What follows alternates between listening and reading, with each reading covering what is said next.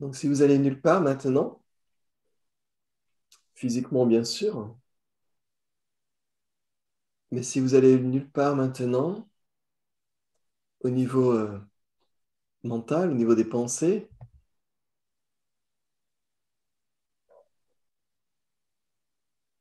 on va se rendre compte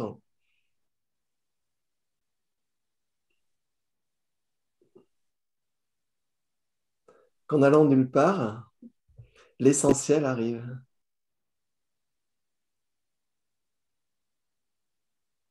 Le claquement de doigts arrive.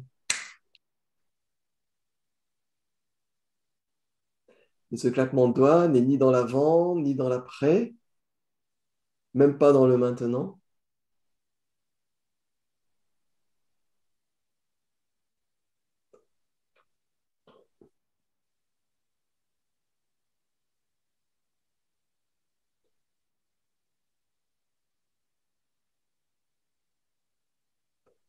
Donc ici, je vais essayer dans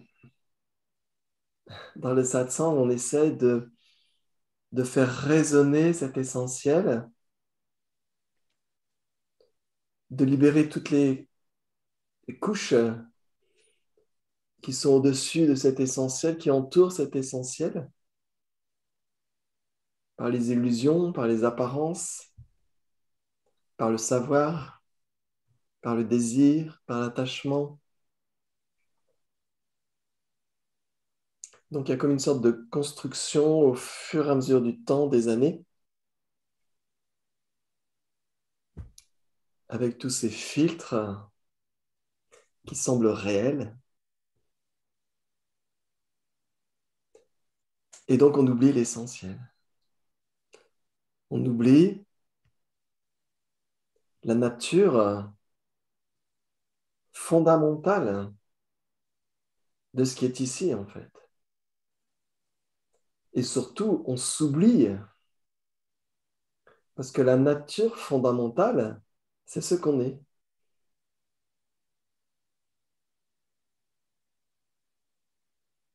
Donc ici, c'est une sorte de rappel.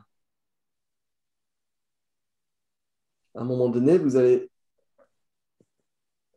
en quelque sorte, vibrer à travers vous-même,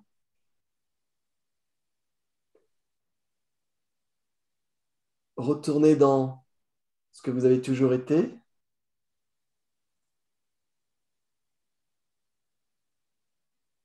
l'essentiel, toujours maintenant, un maintenant qui ne dépend pas du temps. C'est comme un maintenant vertical où tous les mouvements gravitent, et aussi le mouvement du temps, des pensées, du corps qui vieillit, l'agitation du monde, tout gravite dans cet essentiel maintenant.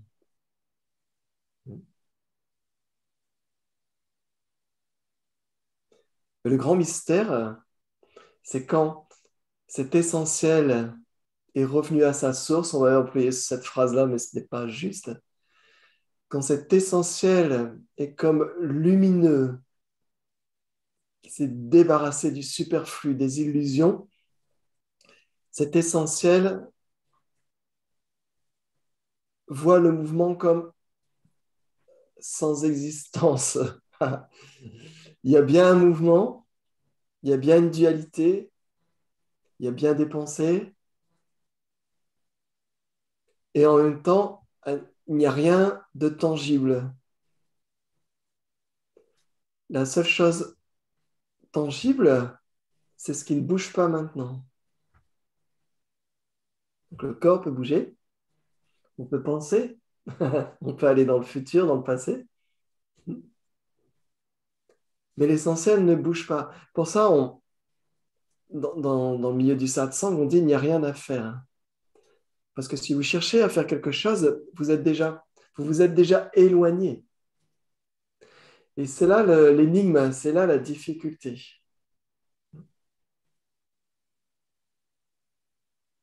Donc le satsang, c'est comme une sorte de direction qui va enlever toutes les autres directions, qui va circuiter toutes nos connaissances, tout ce qu'on sait, Mais ce n'est pas pour ajouter une sorte de dogme ou de réalité. C'est qu'à un moment donné, quand le mental ne sait plus où aller, parce que vous avez regardé la nature des choses, à ce moment-là, la direction tourne. Et ce qui fait tourner cette direction, c'est l'écoute, c'est le lâcher,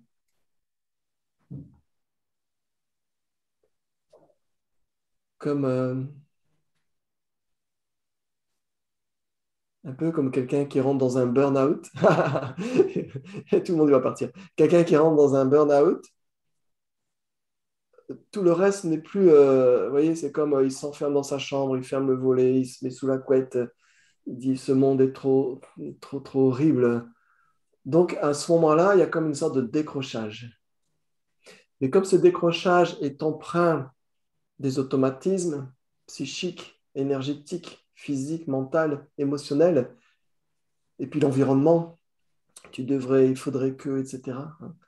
Donc, c'est dans ce décrochage, au lieu de regarder ce qui reste, il y a comme une sorte de résistance, donc il y a une dépression, etc. Donc, c'est dans un lâcher, donc le satsang, ça évite d'aller dans la dépression, on ne va pas aller jusque-là, c'est se permettre de s'autoriser à remettre en cause tout le bien fondé de ce qu'on nous dit, de la société, des biens matériels, des pensées, de l'émotionnel. On doit vraiment remettre tout en cause dans le satsang. Il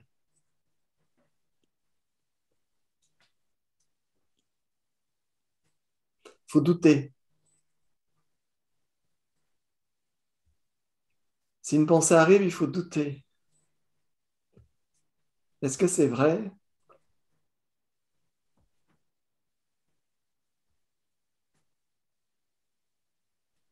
Est-ce qu'il y a une pensée, c'est comme un courrier qui est envoyé, il y a un facteur qui arrive avec la pensée, schlack.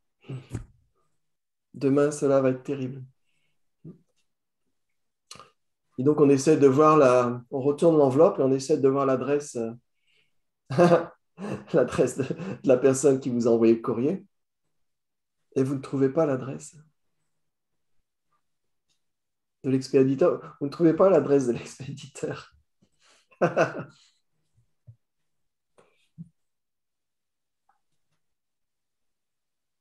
En plus, c'est un facteur qui a beaucoup de travail, à peu près 60 000 pensées par jour. Si vous regardez la télé, peut-être il y en a 200 000.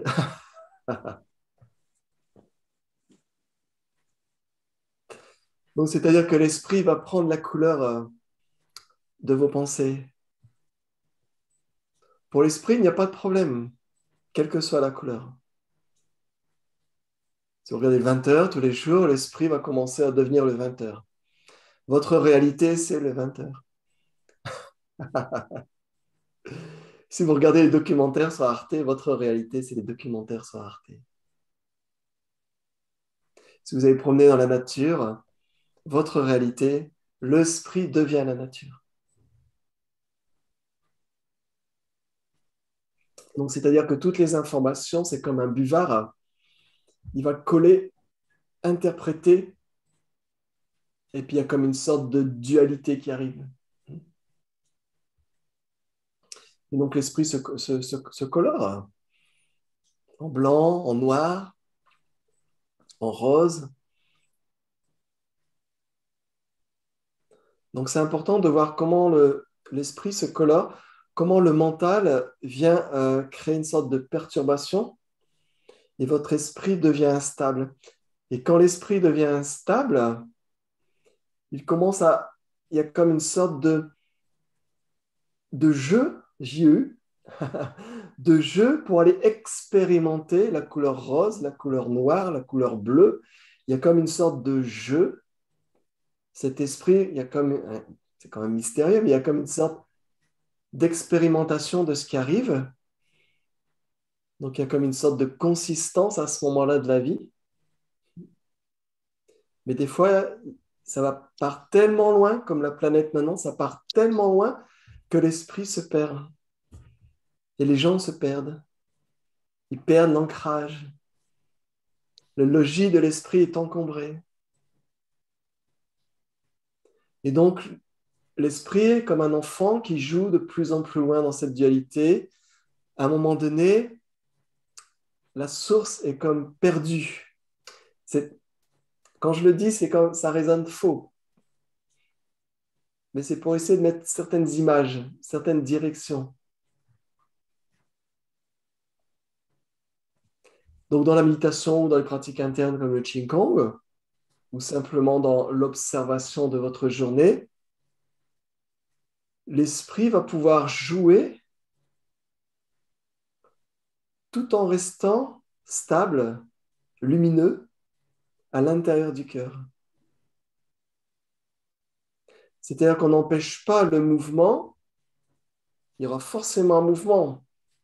Si je vois la télé, il y a des enfants qui sont morts, il va y avoir un mouvement. Il va y avoir une tristesse, même on est encore plus sensible. Il va y avoir une sensibilité, une tristesse très importante et quelque chose qui émane comme de la compassion, de l'altruisme. Mais le mental ne sait pas accaparer l'expérience. L'expérience a été vécue pleinement, intensément, et ensuite, l'esprit reste toujours dans le logis. Vous voyez? Donc, on ne repousse pas à l'extérieur, on ne peut pas. C'est impossible. Vous ne pouvez pas arrêter le mouvement. Le mouvement de la dualité, vous ne pouvez pas l'arrêter. Celui qui va arrêter le mouvement de la dualité, il crée la dualité. Et ça, c'est un gros problème. Celui qui veut pratiquer la méditation pour arrêter la dualité, arrêter les pensées, obtenir un état subliminal, etc., ça, c'est un problème. Je court-circuite encore des trucs. Hein. Je suis à la tronçonneuse.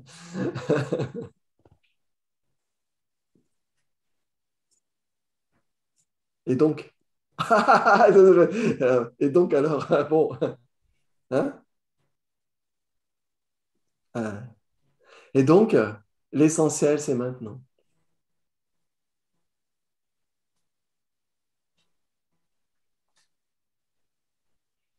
Il y a un petit garçon qui l'a dit hein, sur sa planète, Petit Prince. Hein.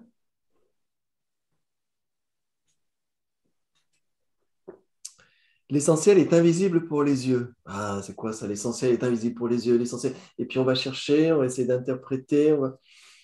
Et l'essentiel est invisible pour les yeux. C'est-à-dire que l'essentiel ne passe pas par les sens. L'essentiel ne peut pas être vu ni par les yeux, il ne peut pas être écouté, il ne peut pas être senti, il ne peut pas être goûté, il ne peut pas se toucher, il ne passe par aucun sens. Donc cela devient insensé. Donc soit vous appelez le 18 et on vous met la camisole, soit, soit vous allez introspecter de façon intime cet essentiel. Donc si l'essentiel ne passe pas par les sens, parce que les sens, c'est le corps, c'est un mouvement, c'est une sensation. Par exemple, vous écoutez ma voix, il y a une sensation, il y a une interprétation de ce qui est dit, et donc il y a un mouvement. Il y a une recherche dans nos tiroirs, j'ai déjà entendu ça quelque part, ou bien ça résonne, ou bien j'essaie de comprendre, peut-être dans 5 minutes je vais comprendre, etc. Il y a un raisonnement qui se fait, ou sa voix me fait penser à quelqu'un, etc. Hein. Donc il y a une pensée qui arrive, il y a une interprétation, une pensée. Donc il y a un mouvement. Ce mouvement arrive de l'essentiel. C'est-à-dire que ce mouvement, c'est comme le claquement de doigts, Mais le claquement de doigts n'est ni le pouce, ni le majeur, ni la main, ni le bras. Et ce claquement de doigts n'a pas d'existence.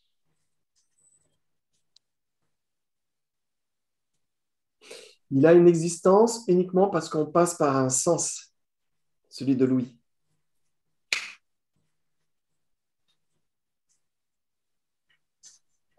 Donc il y a un koan zen qui dit, si vous êtes dans la forêt, non, il dit, si un arbre tombe dans la forêt,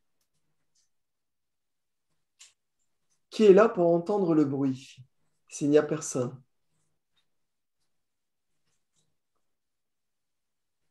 Si un arbre tombe dans la forêt, comme derrière, s'il n'y a personne, qui est là pour entendre le bruit?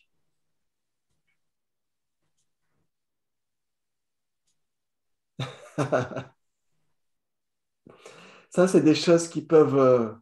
Mais oui, mais bien sûr, mais pas par le raisonnement.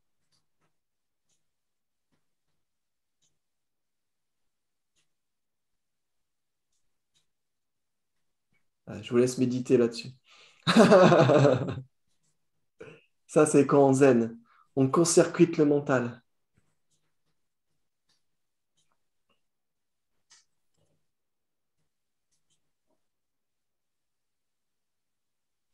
C'est-à-dire maintenant,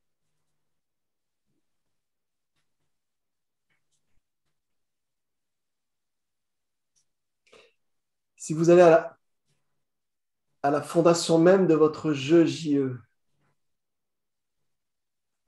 allez voir, c'est pas compliqué. Pensez pas que ça va vous prendre la tête. Si maintenant, donc il faut essayer plutôt de goûter, d'expérimenter en temps réel. Ce que je suis en train de dire, ça doit être, c'est pareil. Si maintenant, si vous allez voir la racine de votre jeu JE, je, je suis pro, je suis anti, je suis ceci, je suis cela, je suis jeune, je suis vieux, je suis heureux, je suis triste, je voudrais, je désire, j'en ai marre, j'ai peur, je. Maintenant, si vous allez à ce je, parce que tout ce que je viens de citer, vous allez chercher des solutions à tout. J'ai peur, donc je vais chercher une solution, je suis triste, je vais chercher une solution, etc., etc., etc., etc. On laisse tomber tout ça. Et on regarde qui est ce je. Si maintenant, l'essentiel, s'il n'y a que pensez à votre mon je, je fais un satsang, je cherche. On est comme des chercheurs maintenant. Donc ce je, vous allez à ce je, la racine de ce je.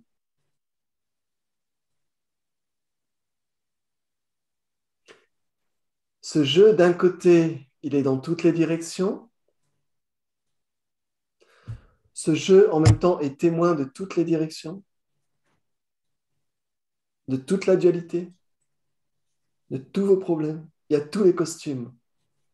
Le je maman, le jeu ceci, le jeu cela, le jeu mamie, le jeu enseignant, le jeu élève, le jeu méditant, le jeu riche, le jeu pauvre, le jeu français, le jeu droite, le jeu gauche, le jeu blanc, le jeu noir, je. Ce jeu avec tous ses costumes. Si vous allez voir la racine de ce jeu maintenant, jeu, qui est toujours en train de s'exprimer. Donc, c'est-à-dire qu'à un moment donné, on essaie de trouver le jeu, mais il n'y a pas de direction ici.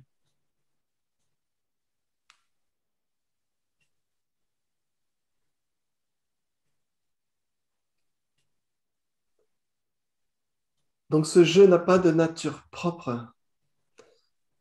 Ce jeu qu'on tient, ce jeu qu'on maintient, ce jeu qui nous cause tant de stress, tant de peur sur demain, ce jeu qui a besoin de se protéger, ce jeu qui est accaparé par tout le système médiatique, marketing, toutes ces influences, ce jeu, quelqu'un qui arrive, ce jeu, il faut aller voir qui il est.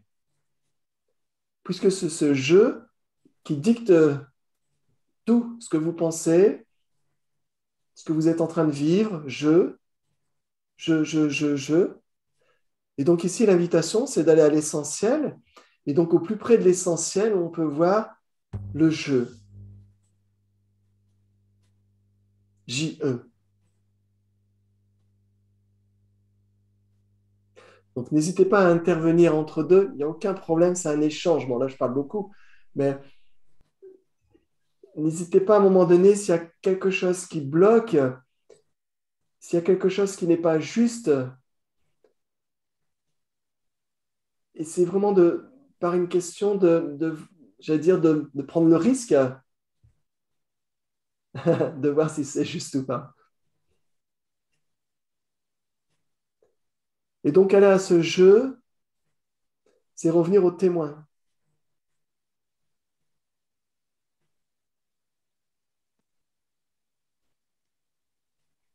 Je suis.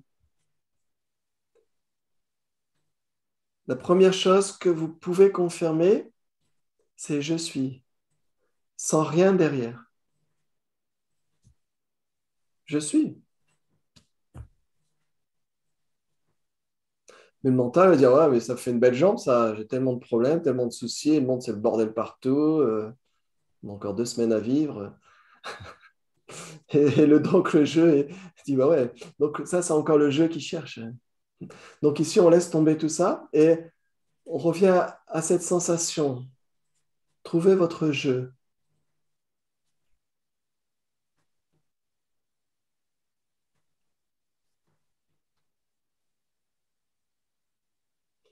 Donc, si vous avez trouvé votre jeu, n'hésitez pas à le partager.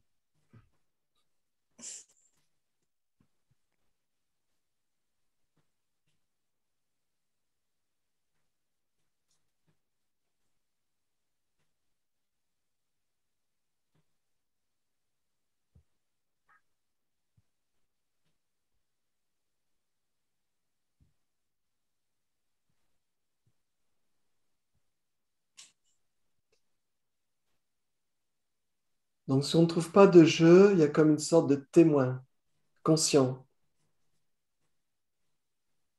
En ce moment, les informations arrivent de la posture, des différentes, peut-être des tensions. Il y a des pensées, il y a peut-être encore du bavardage de l'avant, l'après. Mais vous restez simplement en tant que témoin du mouvement, sans être parti dans le mouvement, d'aucune pensée. Vous ne cherchez absolument rien. C'est possible, ça?